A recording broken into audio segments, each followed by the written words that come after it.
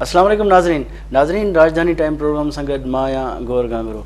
नाज़रीन, ताज़ो जेको पाकिस्तान ईरान जे विच में एनर्जी जो मुआहिदो थियो आहे, इन मुआहिदे सां पाकिस्तान में जेके एनर्जी जो जेको बहरान हो, एनर्जी जी जेका इशूज़ हा, उन सां उहे जेके इशूज़ आहिनि उहे हल थियण में मदद मिलंदी। छो त पाकिस्तान में जेको तवानी जो बहरान आहे उहो काफ़ी संगीन आहे ऐं जेका तवानाई आहे पाकिस्तान खे उहो हमेशह महांगी पवंदी आहे। इन सबबि पाकिस्तान जी जेका मुआशी सूरत हाल आहे उनखे टैकल करणु पाकिस्तान लाइ ॾाढो मुश्किल आहे। छो त पाड़ेसरी मुल्क आहे ईरान सां ऐं पाड़ेसरी मुल्कनि सां जेकॾहिं वापारी के बि मुआदा थियनि था या एनर्जी हासिलु करण जे लाइ के मुआदा थियनि था, रूस सां बि तेल जे हवाले सां ॻाल्हि ॿोल थी आहे पाकिस्तान जी। जेकॾहिं उतां सस्तो तेल अचे थो त ज़ाहिर आहे जेके पाकिस्तान जी बीमार मैशियत आहे उनखे बि हथी मिलंदी ऐं पाकिस्तान खे इहा सहूलियत आहे। जॾहिं त असांजो ॿियो मौज़ू आहे हिन वक़्तु जेको मौजूदा पॉलिटिकल डेवलपमेंट आहे उन ते ॻाल्हाईंदासूं। ख़ासि तौर ते PTI जे मुस्तक़बिल मुतलिक़ ॻाल्हाईंदासूं त PTI जा जेका फस्ट लाइन आहे, जेके PTI हुकूमत में वफ़ाक़ी वज़ीर हा, अहम उहिदनि ते हा, उहे PTI खे हाणे अलविदा चवंदा वञनि पिया। हाणे ॾिसजे त PTI जो आख़िर मुस्तक़बिल छा थींदो, इन्हनि नंढनि मामलनि ते अॼु असां गुफ़्तगू कंदासूं। अॼु स्टूडियो में असांखे मोज़िज़ महिमाननि जॉइन कयो आहे, जंहिंमें नवाज़ अली साहबु असांखे जॉइन कयो आहे, जेको इंटरनेशनल रिलेशन्स ऐं स्ट्रेटेजिक स्टडीज़ जो माहिर आहे। जॾहिं त ॿियो असांजो मोज़िज़ महिमान आहे मुदस्सिर राजपूत साहबु, जेको एनालिस्ट आहे ऐं मौजूदा जेका करंट पॉलिटिकल सिचुएशन आहे उन ते गहरी नज़र रखे थो। नवाज़ अली साहब खां शुरुआत कंदासूं। नवाज़ अली साहब ये बताएं कि अभी जो हाल ही में ईरान और पाकिस्तान का एनर्जी के हवाले से मुआहदा हुआ है, आप क्या समझते हैं कि पाकिस्तान को एक तो दोष दिया जा रहा था कि पाकिस्तान के करीबी जो पड़ोसी ममालिक हैं उनसे भी ताल्लुकात ठीक नहीं है, इस सूरत हाल में पाकिस्तान को कुछ करना चाहिए, ख़ास तौर पे एनर्जी का जो बहुत ही क्राइसिस है पाकिस्तान में, उस हवाले से पेश रफ्त हुई है, आप इसको क्या किस तरह देखते हैं? जी गौर साहब, बहुत शुक्रिया। जैसे कि देखें, किसी भी मुल्क के लिए उसके नेशनल इंटरेस्ट में होता है कि वो अपने मुल्क और अपने लोगों के लिए जो उनकी डेवलपमेंट हो सकती है, चाहे वो इकनॉमिक हो, पॉलिटिकल हो, सोशल हो, एनर्जी क्राइसिस हो, उन चीज़ों पे उनका फोकस होता है। और पाकिस्तान का भी एक फॉरेन पॉलिसी या ओवरऑल ऑब्जेक्टिव्स देखें तो उसके अपने नेबरिंग जितनी स्टेट्स हैं जो पाकिस्तान के साथ, उनके साथ भी अच्छे ताल्लुकात उसमें एक इंतहाई अहम जुज़ कंसीडर किया जाता है। जिसकी सबसे बड़ी एग्जांपल पाकिस्तान ईरान रिलेशन से पहले मैं थोड़ा सा इसका बैकग्राउंड किसी और सेंस में भी कहूँगा कि रिसेंटली SCO की शंघाई कोऑपरेशन की एक समिट हुई थी, जिसमें इवन पाकिस्तान के इतने हॉस्टाइल और इतने बुरे हालात इंडिया के होने के बावजूद भी, जिसमें सर फहरस्त कश्मीर का इशू जो कि कई सालों से चलता आ रहा है, उसके बावजूद भी हमारी फॉरेन ऑफिस से फॉरेन मिनिस्टर पाकिस्तान के गए हैं वहाँ पे गोवा में, और उनकी एक शमूलियत थी। हालांकि इंडियन फॉरेन मिनिस्टर की तरफ से मिसबिहेव और जो डिप्लोमेटिक जो प्रिंसिपल्स होते हैं उनकी वायलेशन की गई, लेकिन उनके बावजूद पाकिस्तान ने अपने बड़ापन दिखाते हुए उन चीज़ों में शमूलियत की और वहाँ पे अपनी कंट्रीब्यूशन शो करके ये एक तासुर दिया है और मैसेज दिया है कि पाकिस्तान तमाम रीजनल कोऑपरेशन बेस्ड जो फोरम्स हैं या इंटरनेशनल हों उन पे हर तरह की सपोर्ट करता आया है और करता रहेगा। अब उसके बाद अगर ईरान की हम बात करें तो यकीनन पाकिस्तान के ईरान के साथ ताल्लुकात माजी में भी एक पाकिस्तान और ईरान के सेम और सिमिलर टाइप ऑफ आइडियोलॉजी की बेसिस पे भी काफ़ी स्ट्रॉन्ग है, जिसमें इवन अगर आप पीछे देखें तो हमारा गैस पाइपलाइन एग्रीमेंट भी हुआ था। फिर पाकिस्तान के ईरान के साथ अभी जितने इनिशिएटिव्स हुए हैं उनमें आज की जो एक कल की जो डेवलपमेंट हुई है वो एक सर फहरस्त है, जिसमें पाकिस्तान के प्राइम मिनिस्टर शहबाज शरीफ की तरफ से, on the other end Iranian president Ebrahim Raisi की तरफ से पाकिस्तान और ईरान का बॉर्डर जो कि ऑलमोस्ट 1000 किलोमीटर पे टोटल जो है वो फोकस करता है, 960 के अराउंड है, लेकिन ऑलमोस्ट आप कह सकते हैं कि 1000 किलोमीटर्स। अब वहाँ पे एक पशीन में बिल्कुल बॉर्डर एरिया पे एक मार्केट का क़याम आना, जिससे देखें जब दोनों मुल्कों में आज से कुछ अर्सा पहले तक जो चीज़ें बाज़ गश्त कर रही थी कि स्मगलिंग है और दोनों मुल्कों में ऑयल या बाकी जो प्रोडक्ट्स हैं वो आती जाती जा रही हैं, तो उनको एक लीगल वे से अगर एक मार्केट को इंट्रोड्यूस करवाना, मेरा ख्याल है ये एक पॉजिटिव इकदाम है पाकिस्तान की गवर्नमेंट की तरफ से। जिसमें कल की जो एक तकरीबात थी जिसमें प्राइम मिनिस्टर का जाना, उसके साथ फॉरेन मिनिस्टर का होना, बाकी कैबिनेट के मिनिस्टर्स थे, लेकिन ये तो चले एक बायलैटरल रीजनल कोऑपरेशन को हम रादर देन कह सकते हैं कि बायलैटरल कोऑपरेशन की तरफ اور وہ بائیلیٹرل کوآپریشن اس لیے ہم کہہ سکتے ہیں کہ ایران سے ہمارے ماضی میں بھی کافی اچھے تعلقات رہے ہیں. اب کسی اسٹیٹ کے اگر دوسری اسٹیٹ کے ساتھ اگر ریجنل بیسس پہ یا بائیلیٹرل بیسس پہ اگر آپ کے ریلیشنز بڑھتے ہیں تو اس سے آپ کے ملٹی ڈائریکشنل آپ کے پاس ایڈوانٹیجز ہیں, جس میں آپ کی سوشل کوآپریشن, آپ کے پاس پولیٹیکل کوآپریشن, آپ کے انرجی کرائسس کو کنٹرول کرنے کے لیے آپ کی اکنامک ڈیولپمنٹ, اور اس طرح سے ایران کے ساتھ باقی بھی کچھ تنازعات تھے جو کہ تھوڑے بہت ہر جگہ پہ چلتے آ رہے ہیں, وہ بھی کسی حد تک حل کرنے میں ہمیں کافی حد تک جو ہے مدد ملے گی. کل کے جو ایک ڈیولپمنٹ ہوئی ہے اس میں ایک تو فری ٹریڈ ایگریمنٹ کا جو ہے وہ کانسیپٹ متعارف کرایا گیا ہے کہ پاکستان اور ایران کے بیچ میں فری ٹریڈ ایگریمنٹ ہونا چاہیے, جو کہ آئندہ چند دنوں میں متوقع ہے. نمبر 2, ایران سے اس وقت جو ہمیں 100 جو میگا واٹ الیکٹرسٹی کی فراہمی گوادر سٹی کے لیے, میرا خیال ہے یہ ایک میگا پروجیکٹ ہے جس سے ایٹ لیسٹ آپ کے اس جو بارڈر ایریا میں آپ کے کچھ علاقے اس حد تک مستفید ہو سکتے ہیں جن کا پاکستان میں شاید آلریڈی انرجی کرائسس کی وجہ سے ہم ان چیزوں کے لیے کئی طرح کی مشکلات کو فیس کر رہے ہیں. ایک تو یہ ہو گیا پازیٹیو. دوسرا, جو فری مارکیٹس کی جو بات کی گئی ہے وہاں پہ جو من میں پشین میں جس طرح سے کل جو ہے وہ افتتاح کیا گیا ہے, اس طرح کی 6 مزید جو ہے وہ مارکیٹس متعارف کرائی جائیں گی جو کہ آنے والے دنوں میں. ان کے علاوہ اگر دیکھیں تو ایران کے پریزیڈنٹ کو پاکستان پرائم منسٹر کی طرف سے پاکستان کا خیر سگالی کے دورے کے لیے انویٹیشن دیا گیا, جو کہ انہوں نے فراخ دلی سے قبول بھی کیا ہے, اور آنے والے تھوڑے ہی عرصے میں انہوں نے حامی کی ہے کہ ہم آنے والے کچھ ہی دنوں میں پاکستان کا دورہ کریں گے. خیر پاکستان ایران کے تو خیر کافی بائیلیٹرل ریلیشنز ماضی میں بھی کافی اچھے رہے ہیں.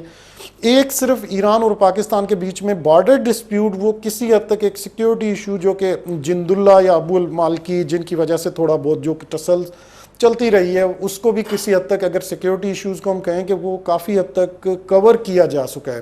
لیکن چلیں جہاں پہ ہماری آج کا جو ٹاپک ہے یا جو موضوع ہے اس پہ بات کی جا رہی تھی کہ ریجنل کوآپریشن یقیناً ایک پازیٹیو قدم ہے پاکستان اور ایران کے لیے. پاکستان کا انیشیٹو اس میں ملٹی ڈائریکشنل جو اپروچز ہیں ان کی طرف جائے گا, جس میں سوشل کوآپریشن, آگے جا کے پولیٹیکل کوآپریشن, دین آپ کے اکنامک کوآپریشن, آپ کی انرجی کرائسس کو کنٹرول کرنے کے لیے. اس کے علاوہ جو آنے والے وقت میں سی پیک میں ایران کو اگر اس میں شامل کرنے کی دعوت بھی دی جا رہی ہے, اور چائنا کی طرف سے بھی اس میں رضامندی ظاہر کی گئی ہے کہ پاکستان کا جو ایک سی پیک میں BRI جو چائنا کا ایک بیلٹ اینڈ روڈ انیشیٹو ہے پروجیکٹ, جو کہ پورا ایک میگا پروجیکٹ ہے پوری دنیا کے سراؤنڈنگ, اس میں پاکستان کی شمولیت تھرو سی پیک, اور اس میں اگر ایران کی شمولیت ہوتی ہے تو پھر آپ کے ریجنل ممالک جن میں آپ کے سینٹرل ایشین بھی آ جاتے ہیں, افغانستان بھی آ جاتے ہیں. ٹھیک ہے نواز صاحب, کافی اس میں ایسی پوائنٹس ہیں جو قابل بحث ہیں, اس پہ ہم آتے ہیں. مدثر صاحب کی طرف چلتے ہیں. مدثر صاحب یہ بتائیں کہ PTI کی جانب سے 9 مئی کے حوالے سے جو تنصیبات پہ حملہ کیا, جس طرح کے تشدد کے واقعات آئے, اس کے بعد کافی سیاستدانوں نے ڈس ایگری کیا جو PTI میں تھے اور اہم سیاستدان تھے, ان کی فرسٹ لائن تھی. تو اب کیا سمجھتے ہیں کہ اب PTI کا مستقبل کیا دیکھتے ہیں آپ؟ جی وڈی مہربانی گور صاحب. جی تو موجودہ جی سیاسی صورتحال سے جو سوال کیو, ہی مقافات عمل اگر ان کے چیجے تو غلط نہ ہوندو. تا پان کافی عرصے میں اتنے سجی صورتحال ڈسی رہا ہو.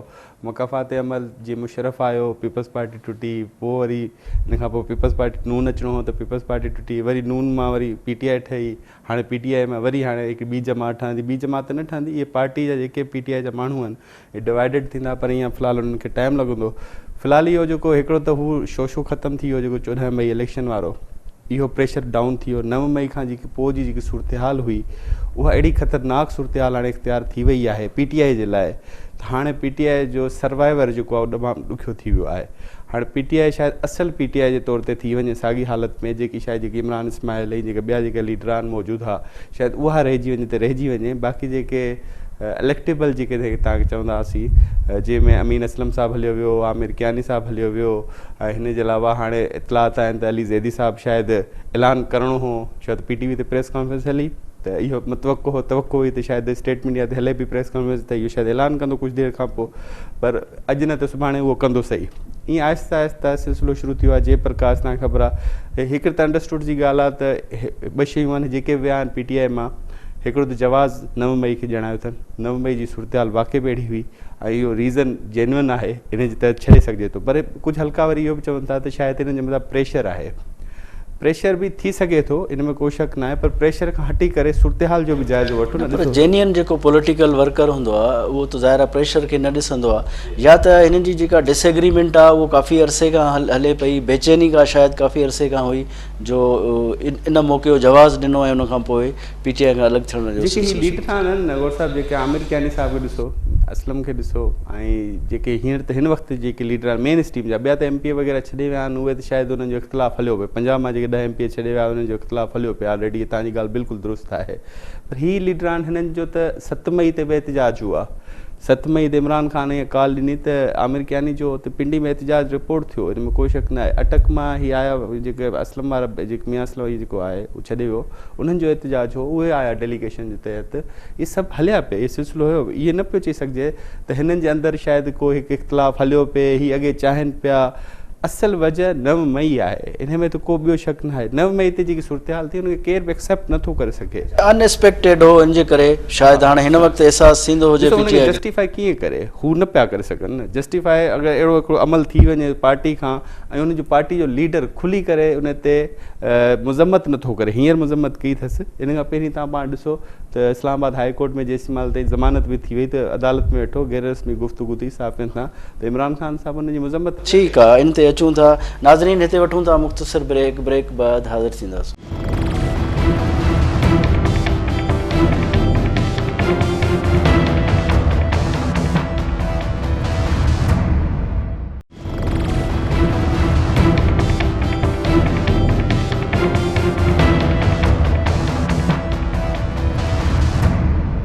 नाज़रीन, वेलकम बैक।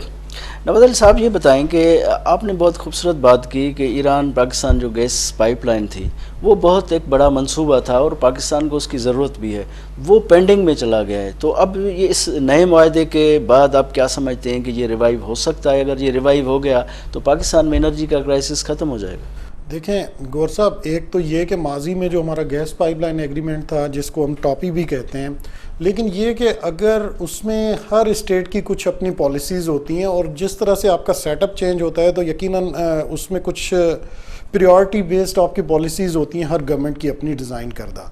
उसमें यकीनन हमारी तरफ से कुछ ऐसी चीज़ें की गई जिनका शायद हमें एनर्जी क्राइसिस का एक फुकदान होने के बावजूद उन चीज़ों को ना करना यकीनन हमारे लिए काफ़ी मुश्किलात का बाइस था। लेकिन आने वाले वक्त में जहाँ पे देखें कोई अगर इनिशिएटिव लिया जाता है, कहीं पे पीस प्रोसेस होता है या कोई एक प्रोसेस स्टार्ट होता है, तो यकीनन आने वाले दिनों में उसके जो मुस्बत असरात हैं वो आना शुरू हो जाते हैं। अब अगर ये एक एग्रीमेंट हुआ है जिसमें फ्री ट्रेड एग्रीमेंट्स की बात की गई है, मार्केट्स की बात की गई है, उसके बाद अगर आपके एनर्जी क्राइसिस को कंट्रोल करने की बात की गई है, 100 मेगावाट्स इलेक्ट्रिसिटी की बात की गई है, बाकी चीज़ों को, तो इसके साथ साथ यकीनन आने वाले दिनों में गैस की भी जो एक शॉर्टेज है उसको कवर करने के लिए हम दोबारा ईरान के साथ जो है वो बायलैटरल एग्रीमेंट्स कर सकते हैं। दूसरा, पिछले कुछ अर्सा पहले ईरानियन एम्बेसडर की तरफ से पाकिस्तान को एक ओपन ऑफ़र दी गई थी कि पाकिस्तान अपने एनर्जी क्राइसिस कंट्रोल करने के लिए ईरान से जिस किस्म की भी अगर मुशावरत या मदद चाहेगा तो ईरान उसके लिए तैयार है। तो यकीनन ये पाकिस्तान के एक जो नेबरिंग स्टेट के साथ हमारे अच्छे ताल्लुकात का रिज़ल्ट ही है कि हमारे जो नेबरिंग स्टेट्स हैं वो हमें हर तरह के भरपूर ताउन का यकीन दिला रहे हैं और उसमें ये एक पॉजिटिव चेंज आ रही है। तो यकीनन आने वाले दिनों में, दूसरी आपने इसके साथ एक बात की कि एनर्जी क्राइसिस क्या इसके थ्रू हम ख़त्म कर सकते हैं। देखें, खाली हम ईरान पे डिपेंडेंट नहीं है हमारे पास, बल्कि ईरान ने तो विंड एनर्जी पे भी, एक सोलर एनर्जी पे भी अगर एग्रीमेंट में बात की जाए तो वहाँ पे सोलर एनर्जी की भी बात की गई। तो एक तो चलेंगे, एक पॉजिटिव है, नेबरिंग स्टेट है, एक जो बिल्कुल आपके पास शॉर्ट डिस्टेंस की वजह से आप उन चीज़ों को या एटलीस्ट बलूचिस्तान के उस इलाके को कवर कर सकते हैं। दूसरा ये कि आपकी एनर्जी क्राइसिस को अनटिल अनलेस आप तब तक कवर नहीं कर सकते जब तक आपकी अपनी पर्सनल प्रोडक्शन भी ना हो। और उसमें अगर हम देखें तो हमारे पास विंड एनर्जी के भी काफ़ी जो है प्रोग्राम्स चल रहे हैं, प्रोजेक्ट्स चल रहे हैं, सोलर पे भी चल रहे हैं, इलेक्ट्रिसिटी के लिए हाइड्रो थर्मल, और ये काफ़ी जो चाइना की मदद से और पाकिस्तानी गवर्नमेंट की तरफ से। तो इन तमाम चीज़ों को अगर हम कवर करें तो इंशाल्लाह आने वाले वक्तों में हम एनर्जी क्राइसिस को कंट्रोल कर सकते हैं। और वो मेरा ख्याल है कि आने वाला वक्त अनकरीब ही होगा जिसमें अगर हम सिंसियरिटी से अगर इन तमाम चीज़ों को बरोकार लाएं तो ठीक है। मुदस्सिर साहब, ये ॿुधायो त हाणे तव्हां छा था सम्झो त पीटीआई खां तमामु वॾी ग़लती थी वई ऐं इंतिहाई तमामु वॾो पीटीआई खां ब्लेंडर थी वियो, ऐं हाणे फर्स्ट लाइन सेकंड लाइन छॾींदी पई वञे, तव्हां छा था सम्झो त हाणे इमरान ख़ान आइसोलेट थी वेंदो या ओवरकम करे सघे थो? PTI ग़लती कई, शायदि केरु शायदि ॾिसण पिया चाहिनि त की हीअ ग़लती करे, पर उहा करे वेठी हिननि ग़लती। हाणे तन्हाई में वञणु या आइसोलेटेड थियणु त उहो त हाणे यकीनी थी वियो आहे। तव्हांजे साम्हूं आहे सॼी सूरत हाल, मेन स्ट्रीम जा लीडर छॾंदा पिया वञनि, अॻिते हली जेकी सूरत हाल बीहंदी, जेॾी महिल शायदि रिकॉर्ड पियो थिए प्रोग्राम, सुभाणे ईअं ॿी सूरत हाल थिए, जेकी इतलात आहिनि उन जे मुताबिक़ घटि में घटि न बि त 8 खां 9 जेके MNAs जेके आहिनि, जेके कराची खां 7 खां 8 जेके कराची खां, उहे मोस्टली जेके आहिनि उहे छॾण जा आहिनि, उन्हनि जी तवक़ो आहे त शायदि छॾे वञनि। पंजाब जा 10 MP छॾे विया आहिनि। पंजाब मां काफ़ी 20 जो टोलो त पहिरीं तव्हांजे साम्हूं आहे, जेको असैम्बली में मौजूदु आहे ऑलरेडी आहे, जेके इन सां गॾु आहे। इस्तीफ़ा, हाणे इस्तीफ़ा वारो मामिलो बि तव्हां ॾिसो न, कोर्ट पारां ऑर्डर अची आहे त इस्तीफ़ा वापसि रीस्टोर कया विया आहिनि, त अचो। हाणे हू किथां ईंदा? हुननि त PTI छॾे ॾिनी आहे, उहे बि वापसि कोन था अची सघनि।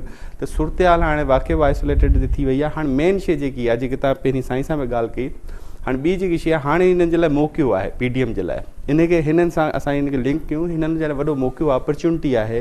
हिकिड़ो त रूस वारो प्रोजेक्ट पंहिंजो कंप्लीट कनि, जेको तेल वारो, उन ते आवाम खे को रिलीफ ॾियारे सघनि त दैट्स गुड, ज़बरदस्त। पोइ शायदि हिननि खे जेको इलेक्शन में कुझु न कुझु हिननि खे रिलीफ मिली वञे या कुझु बेनिफिट अचनि। ॿियो जेको मनसूबो जेको हींअर ईरान पाकिस्तान वारो थियो, जेको इफ़्तिताह थियो, इहो वॾो अहम मनसूबो आहे। अॻिते हली शायदि इहे तालुकात एॾा मज़बूत थी वञनि, त छाकाणि त ईरान ॿिया हिननि सां असांजी तिजारत जो तालुकात वॾो गहरो आहे न। असां कयूं त असांखे असांखे लो कास्ट में, असांजो बजट बचे, असांजो जेको ॿाहिरि पैसो वञे थो उहो बची वञे। ऐं इन सां गॾोगॾु ही क्रेडिट वठी सघनि था PDM हिन वक़्तु मौजूदा सूरत हाल में, छाकाणि त जेकी अपोज़िशन आहे उहा कमज़ोर थी चुकी आहे, आइसोलेटेड थी चुकी आहे। हाणे जेकी PDM हुकूमत आहे उहा मज़बूत थी चुकी आहे। हिकिड़ो नैरेटिव हुन सां गॾु आहे। 9 मई खां पोइ जेकी सूरत हाल आहे, हुन में अपोज़िशन ग़लती करे हुननि अहिड़ो पंहिंजे पाण खे करे छॾियो आहे त हाणे कुझु बि कोन था करे सघनि। हाणे 3 ॾींहंनि में तव्हां ॾिठो हूंदो, का स्टेटमेंट बि अहिड़ी वॾी स्टेटमेंट कोन्हे आई आहे PTI जी तरफ़ां जंहिं ते PDM ते का तनक़ीद थिए। मतिलबु इन जो मतिलबु त 5-6 ॾींहं ख़ामोश रहिया आहिनि, ऐं इहो ख़ामोशी तक़रीबन महीने ताईं हलंदी, ऐं को बि अहिड़ी तनक़ीद न थींदी हिन हुकूमत ते। हाणे इन मौक़े ते हीउ फ़ाइदो वठी सघनि था। हीअ शइ त अंडरस्टूड ॻाल्हि यकीनी तौर ते हतमी तौर ते तइ थी चुकी आहे त हाणे इलेक्शन शायदि टाइम ते थिए या टाइम खां पोइ थिए। त हीअ 14 मई वारी कहाणी कोन थींदी, या त टाइम ते थींदो या टाइम खां पोइ थींदो। ॿिन्ही सूरतनि में हिन PDM खे फ़ाइदो आहे, ऐं फ़ाइदो वठी सघनि था अगरि फ़ाइदो वठणु चाहिनि त। अच्छा, टाइम बाड़ त तव्हां जीअं चयो त इलेक्शन टाइम बाड़ त थी वई आहे, ज़ाहिर वक़्त ते थींदो, पर जेकॾहिं हीअ मनसूबा, उहो इम्कान त हमेशह हूंदो आहे। बाक़ी इहो आहे त ज़ाहिर आहे जेके मनसूबा आहिनि उन मेच्योर थियण में टाइम लॻंदो। मुंहिंजे ख़्याल में जेकॾहिं अक्टूबर में इलेक्शन थिए थी, हा उहो त हाणे पैसा ॾींदा ऐं वठंदा, उहो त को इशू कोन्हे। बाक़ी मामलात ज़ाहिर आहे उहे टाइम वठंदा। पर नथो लॻे त हाणे हिननि खे एतिरो अरसो आहे जो हिन वक़्तु PDM हुकूमत कुझु करे सघंदी, ऐं PDM हुकूमत इन हवाले सां परेशान बि आहे। असां मेन इशू त पेट्रोल जो आहे न, उहो त रूस खां मामला तइ करे कुझु न कुझु बहितर करे सघंदा। तिजारत जो इशू आहे, असां वटि शयुनि जी इम्पोर्ट एक्सपोर्ट जे लाइ पैसा न आहिनि न। असां ॾेई वठी कोन था सघूं ॿाहिरि मुल्कनि सां। असां ईरान खां त वठी सघूं था न, असां ॿिए पाड़ेसिरी मुल्क खां त वठी सघूं था न, चाइना खां त वठी सघूं था न। त इहे तकिड़ा स्टेप त वठी सघे थी न हीअ हुकूमत, ऐं वठणु चाहे बि थी, वठंदी बि शायदि में बि। छो त तनक़ीद हली पए, इमरान ख़ान ॿियो टियों वेड़ हली पए, त उन में हू हिन स्टैंड मूड में न हा त कुझु इनिशिएटिव वठनि। हू डाउटफुली आहे त शायदि सुभाणे असांजी हुकूमत हली वेंदी, क्रेडिट किथे वरी PTI न खणी वञे, या सुभाणे में बि शायदि 14 मई ते इलेक्शन थी वञे, PTI बरसर इक़्तिदार अची वेंदी, असांजो क्रेडिट हीअ खणी वेंदी।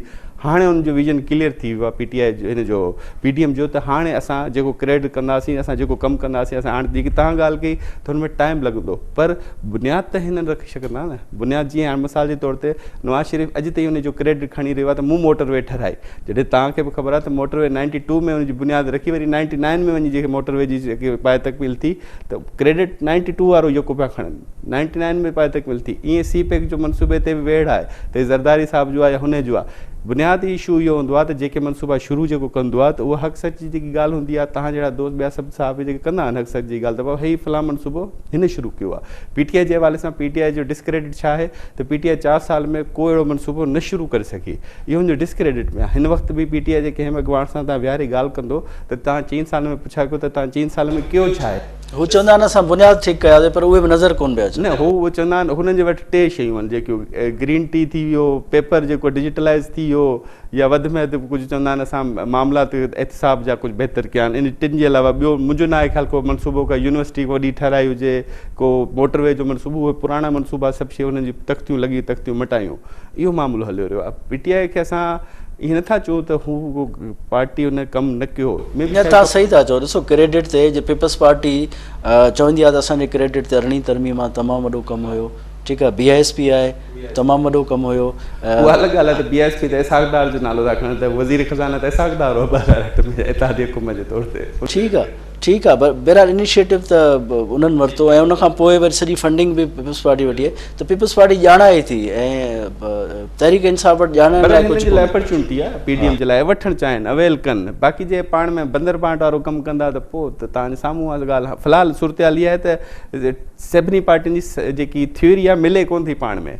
पीपल्स पार्टी जी सोच ॿी आहे, नून लीग जी सोच ॿी आहे, PDM जी ॿी पार्टियुनि जी सोच ॿी आहे। सभु हीअं टायर जा 4-5 रुख आहिनि, ख़बर न आहे गाॾी कंहिं पासे वेंदी, अलाह ख़ैर करे। बाक़ी जेके गाॾी जा टायर सिधा हुजनि त गाॾी सिधी बि हले, पर मसइलो इहो आहे फ़िलहालु हिन PDM में बि इतफ़ाक़ प्रॉपर न आहे। ऐं तव्हां इहो इतफ़ाक़ थिए किथां थो इहो सभिनी खे ख़बर आहे, पर इतफ़ाक़ न आहे।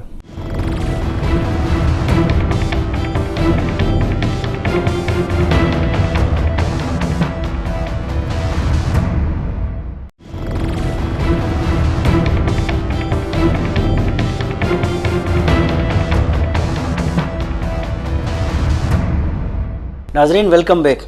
नवाज़िल साहब ये बताएं, एक तो एनर्जी का मुआहदा हो गया, उसके अलावा जो कल्चरल एक्सचेंज होगी और उसके अलावा मुआशी और प्रोजेक्ट्स होंगे, ज़ाहिर एक इब्तिदा होगी। काफ़ी अरसे से पाकिस्तान को ये पाकिस्तान ताना सुनता आया है कि भाई पड़ोसियों के भी आपके ताल्लुकात ठीक नहीं है।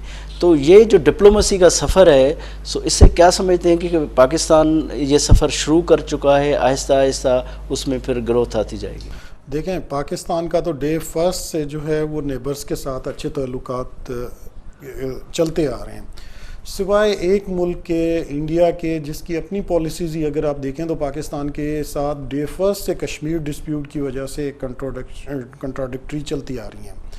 उनके अलावा चाइना से हमारे बड़े अच्छे ताल्लुकात थे, जिनकी आज भी पूरे दुनिया में एग्जांपल दी जाती है, और CPEC उसका सरफ़हरिस्त एक सबसे बड़ा प्रोजेक्ट है जो BRI का चाइना के लिए भी उतना ही इम्पॉर्टेंट है जितना पाकिस्तान के लिए।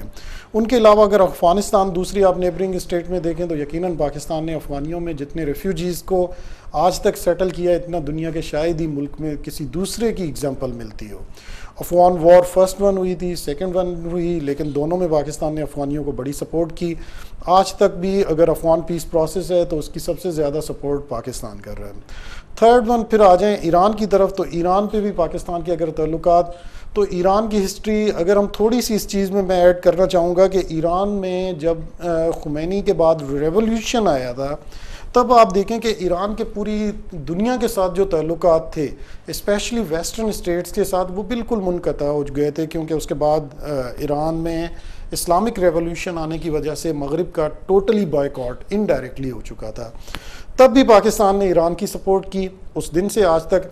उसके बाद 70s के बाद अगर आप देख लें तो ईरानियन न्यूक्लियर प्रोग्राम जो डे फर्स्ट से ना सिर्फ मगरिब बट के यूनाइटेड नेशंस की तरफ से भी उसके ऊपर रेस्ट्रिक्शन लग चुकी थी। IAEA का अगर इंटरनेशनल एटॉमिक एनर्जी एजेंसी का अगर देखें तो उनकी तरफ से भी ईरान के ऊपर ईरान के न्यूक्लियर प्रोग्राम, स्पेशली NPT जिसे नॉन प्रोलिफरेशन ट्रीटी कहते हैं, जिसकी वजह से ईरान को सबसे ज़्यादा मुआशी मुश्किलात का सामना करना पड़ा, जिसमें आपकी कोई भी स्टेट न्यूक्लियर प्रोग्राम या न्यूक्लियर जो जितने प्रोडक्ट्स हैं उनको ट्रांसफ़र भी नहीं कर सकती, ना किसी से ले सकती है। तो उस पर भी ईरान के ऊपर काफ़ी सैंक्शंस लगी थी। पाकिस्तान ने उस वक़्त भी ईरानियन पॉलिसीज़ को काफ़ी सपोर्ट, इसलिए कि ईरान के साथ किसी हद तक कोऑपरेशन बेस्ड जो पॉलिसीज़ थी वो चलती आ रही थी। फिर हमारे इस्लामिक स्टेट होने के साथ साथ ईरान के साथ काफ़ी अच्छे ताल्लुकात थे। तो जहाँ तक आपका ताल्लुक, आपके क्वेश्चन का ताल्लुक है कि पाकिस्तान और ईरान के ताल्लुकात यकीनन माजी में भी अच्छे रहे। मैं तो यही कहूँगा कि अगर सिंसियरिटी से दोनों मुल्क चलते आ रहे हों, बल्कि इन चीज़ों को कल ईरानियन प्रेसिडेंट इब्राहिम रईसी की तरफ से भी जो है वो इन चीज़ों को हाईलाइट किया गया कि ईरान में इतने टफ़ टाइम होने के जो उनकी जो मुआशी मुश्किलात के बावजूद وہ وہاں پہ سروائیو کر رہے ہیں، تو وہ یہی کہہ رہے تھے کہ ہم پاکستان کے ساتھ تمام چیزوں کے لیے ہر طرح سے ہر ممکن مدد کرنے کے لیے تیار ہے. تو یقیناً پاکستان تو ایک ریجنل اسٹیبلٹی، یہ تو ایک پروپیگنڈا یا کہا جائے کچھ بھی، گورنمنٹ پہ ڈپینڈ کرتا ہے کہ وہ اپنی فارن پالیسی کو کس طرح سے پراپرلی امپلیمنٹ کرتی ہے، اسپیشلی اپنے نیبرنگ اسٹیٹ کے ساتھ. ٹھیک ہے. مدثر صاحب آپ یہ بتائیں کہ اب عمران خان کی ہم ظاہر مستقبل کی بات کر رہے تھے اور لوگ چھوڑ کے جا رہے تھے، تو اس کی وجہ آپ کو 9 مئی کے علاوہ اور کیا وجہ کہہ سکتے؟ کیونکہ یہ بھی کہا جاتا ہے کہ عمران خان صاحب جو بھی قدم اٹھاتے ہیں وہ انتہائی قدم ہوتا ہے ان کا، انتہا پسندی کی روش جو ہے، اسی وجہ سے عمران خان صاحب نہ ہی اقتدار اچھے طریقے سے وہ چلا سکے اور نہ ہی عمران خان جو ہے وہ اب کامیاب ہو پائے گا، کیونکہ پولیٹکس میں لچک ہوتی ہے جو عمران خان میں نہیں ہے. سندیپ جو جی بالکل تव्हां सही चयो त हुन में लचक नाहे ऐं लचक ई जो हुनखे नुक़सानु पियो आहे. हिकु माण्हू आहे PTI में जेको लचक जो मुज़ाहिरे जे तौर ते इमरान ख़ान खे क़ाइल कंदो रहियो आहे, शाह महमूद कुरैशी. तव्हांखे यादि हुजे जॾहिं 27 MNAs जॾहिं डी चौक ते धरनो ॾेई वरी इस्तीफ़ा ॾेई वेठा, त उन वक़्तु बि इमरान ख़ान स्टैंड खयों त असां इस्तीफ़ा ॾेई छॾियो त ॾेई छॾियो. पर लचक कंहिं ॾेखारी? शाह महमूद कुरैशी मथां ख़ुर्शीद शाह साहिबु पंहिंजी एफर्ट्स वरिती त न पार्लियामेंट में अचणु घुरिजे, बीइंग ए पॉलिटिकल पार्टी उन्हनि खे रोडनि रस्तनि ते न हुजणु घुरिजे. त लचक न हुजणु इहो हुनजो वॾो नुक़सान ते अमल आहे. असल में इमरान ख़ान हिकिड़ी शइ सम्झियो, जेको मुंहिंजो ख़्यालु आहे, being a journalist point of view सां मां हिकु शइ सोचां पियो. इमरान ख़ान सम्झो त नवाज़ शरीफ़ गुजराल जलसे में जेकी वठ पकड़ लॻाई ऐं थोरा स्टेटमेंट सख़्त क़िस्म जूं ॾिनियूं, शायदि हू सम्झो त इस्टेब्लिशमेंट उन ते वॾी हुन पंहिंजो डाउन कयो, मोराल डाउन कयो ऐं इतिहाद हुननि सां करे छॾियो, बकोल अकॉर्डिंग टू इमरान ख़ान. त हू ई सम्झो इमरान ख़ान सम्झो त हाणे मूंखे बि अहिड़ी का स्टेटमेंट हाश क़िस्म जी स्टेटमेंट ॾियणु घुरिजे अदम एतमाद खां पोइ, त शायदि उहा इस्टेब्लिशमेंट वापसि रिटर्न बैक टू अचे. असल में हक़ीक़त ईअं न हुई. इस्टेब्लिशमेंट जो विजन थॉट्स जेके हुआ उहो शुरू में ई हुनजा थी चुका हुआ. जेके हिकिड़ो त चवनि था नवंबर में जनरल फैज़ जे ट्रांसफर खां पोइ, न इहो इन खां पहिरीं पोइ जेकी हिन वक़्त ते जेकी लीडरान सां ॻाल्हि ॿोल थिए थी उन्हनि जे मुताबिक़ त 2020 में जॾहिं उस्मान बोज़दार साहिबु वज़ीर आला हो, बुनियादु उन माल ई पइजी वई. अच्छा, बुनियादु विझण वारा केरु आहे? इहो वॾो इंट्रस्टिंग सुवालु आहे. विझण वारा कहिड़ा? विझण वारा इहे ई आहे शेख रशीद, फवाद चौधरी, जेके PTI जा मेन लीडर, उहे ई उन्हनि खे इस्टेब्लिशमेंट जे की पर्सन्स खे ॿुधाईंदा त बाबा न हीअ त ठीकु न आहे कयो इन फ़ैसिलो. उनजो वर्जन हुन ईंदो, पर हू न, इमरान ख़ान हमेशह जे ज़िद वारी ॻाल्हि त हू न मञंदो उनजी ॻाल्हि, त न वाक़ई ग़लति था चओ. ऐं उस्मान बोज़दार हू स्टैंड कंदो उस्मान बोज़दार जे लाइ, न उस्मान बोज़दार ठीकु आहे. पोइ उतां इख़्तिलाफ़ जी बुनियादु पई. मथां वरी सोने ते सुहागो, वरी फैज़ वारो मामिलो थी वियो ट्रांसफर वारो, उन खां पोइ वरी ॿी इख़्तिलाफ़ थी वई. टी इख़्तिलाफ़ मामिलो जेको थियो, जेको इमरान ख़ान तव्हां ॾिठो न, उहो मेन जेको एफर्ट्स वठी न सघियो अवाम जे लाइ, महांगाई हुई, हींअर उन खां डबल आहे. पर उन जे मुताबिक़ हुन दौर जे हिसाब सां उन वक़्तु महांगाई अरूज ते हुई, त जेॾीमहिल हू शयुनि खे डिलीवर न पियो करे सघे, त पोइ आहिस्ता आहिस्ता इंसान आहे कुझु न कुझु गिला शिकवा थी वञे, ग़लती बि थी वञे, पोइ हुननि वापसि सम्झो पोइ हुन न्यूट्रल जो नारो हयो त असां हाणे न्यूट्रल आहियूं, असां कंहिंसां बि न आहियूं गॾु. त हिन वक़्तु ताईं उहा ई सूरत हाल आहे. बाजवा साहिबु जॾहिं RB चीफ हो त हुन स्टेटमेंट ॾिनी, बरमला ॾिनी, तव्हां पाण ॿुधी, सभिनी साम्हूं ॾिनी त बाबा माज़ी में जेको थियो सो थियो, पर हाणे असां न्यूट्रल आहियूं. तव्हां हुन शइ खे छो नथा एक्सेप्ट कयो त हू न्यूट्रल आहिनि? जॾहिं हू चवनि था, एॾी वॾी स्टेटमेंट ॾियनि था, पंहिंजे पाण मथां दाग़ बि हणनि था पोएं हिसे जो, पोइ हाणे चवंदा न्यूट्रल, तव्हां एक्सेप्ट कयो, मेन माण्हू आहिनि, ऐं हुनखे एक्सेप्ट न करण ऐं हुनखे मीर जाफ़र, मीर सादिक चई, तव्हां हुनखे वरी हुनखे पंच आउट कयो त न न न तव्हां न्यूट्रल न आहियो.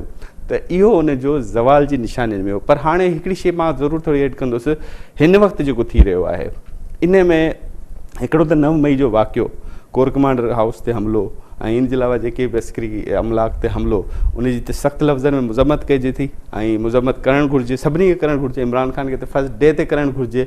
चीफ जस्टिस पारां बि उनखे इशारो ॾिनो वियो तव्हांखे सख़्तु लफ़्ज़नि में मुज़म्मत करणु घुरिजे, पर न कई. हाणे कई, देरि आहे दुरुस्त आहे, चलो ठीकु आहे. पर हाणे हिकिड़ी शइ ज़रूरु कंदो त हिकिड़ो 9 मई वारे वाक़े में मुलवस जेके आहिनि ॾुआरी, उन सख़्तु सज़ा ॾिनी वञे. पर 9 मई खां हटी करे कुझु पॉलिटिकल लीडरशिप आहे, उन्हनि जी गिरफ़्तारियुनि जो अमल आहे, उन खे इंतकामी कार्रवाई जे तनाज़ुर में न आणिजे, उन खे पॉलिटिकल साइड ते आणिजे, त उहो थोरो बहितरु आहे. छो त इहो तासुर अची रहियो आहे. ॾिसो, पॉलिटिकल पार्टी त आहे न, हुन सां कुझु न कुझु डायाट वोटर त हूंदा न, उन्हनि जे दिलि में अलाए छा हलंदी हूंदी त हीअ जेकी गिरफ़्तारियूं। मुदस्सिर राजू साहब वॾी महिरबानी तव्हां असांखे टाइम ॾिनो। नवाज़ अली साहब बहुत शुक्रिया, आपने हमें टाइम दिया। नाज़रीन, राजधानी टाइम ही ॿुधो जंहिंमें मोज़िज़ महिमाननि उन ते डिस्कस कई। मुदस्सिर राजपूत साहब जो चवणु हो त हीअ जेका पॉलिटिकल जेका वेड़ आहे उन में ठहिराउ अचणु खपे ऐं पाकिस्तान तहरीक इंसाफ़ पारां जेको 9 मई ते तशदुद वारा वाक़िआ आया, इन्हनि वाक़िआ रिपीट न थियणु खपनि ऐं इमरान ख़ान खे बि घुरिजे त जेको पॉलिटिकल वर्कर आहे उनखे एजुकेट करणु खपे त जीअं सियासी वर्कर जॾहिं बि को एहतजाज या एजिटेशन थिए त उन में अमन अमान खे यकीनी बणायो वञे, छो त हीअ जेका सियासत हूंदी आहे उहा अवाम जे लाइ हूंदी आहे, मुल्क जे लाइ हूंदी आहे। जॾहिं मुल्क ऐं अवाम जो ख़्यालु न रखियो वञे त पोइ उहा जेका सियासी जदोजहद आहे उहा पुरतशदुद थी वेंदी आहे। पोइ तव्हां ॾिठो उन खां पोइ 9 मई जा जेके वाक़िआ थिया, उन खां पोइ हिन वक़्तु जेके उन्हनि विगोड़ कंदड़नि जूं जेको गिरफ़्तारियूं आहिनि, उन खां पोइ जेके केस दाख़िल थिया आहिनि, इहो बि पिणु मामिलो आहे। जॾहिं त नवाज़ अली साहब जो चवणु हो त पाकिस्तान ऐं ईरान जे विच में जेको एनर्जी जो मुआहिदो आहे, इन सां पाकिस्तान तमामु घणो मुस्तहकम थींदो ऐं एनर्जी जेको क्राइसिस आहे उन खे ख़तमु करण में मदद मिलंदी। न सिर्फ़ु इहो मुआहिदो, पर पाकिस्तान में जेके बे ज़रिया आहिनि, पाकिस्तान में मौजूदु ज़रिया आहिनि, उन्हनि खे बि यूटिलाइज़ करणु खपे त जीअं पाकिस्तान में एनर्जी क्राइसिस ख़तमु थिए त एनर्जी क्राइसिस ख़तमु थियण खां पोइ पाकिस्तान जी जेका मईशत आहे उन में बि बहितरी ईंदी ऐं पाकिस्तान जी जेको इंडस्ट्री आहे उन में बि बहितरी ईंदी ऐं पाकिस्तान जेको मुआशी तौर ते अॻिते सफ़र करणु शुरू थींदो। इहे जेके मामला हुया त मुदस्सिर राजपूत साहब ऐं नवाज़ अली साहब जी गुफ़्तगू ॿुधी ऐं ईंदड़ प्रोग्राम ताईं पंहिंजे मेज़बान गौर गांगरो खे इजाज़त ॾींदा। अल्लाह हाफ़िज़।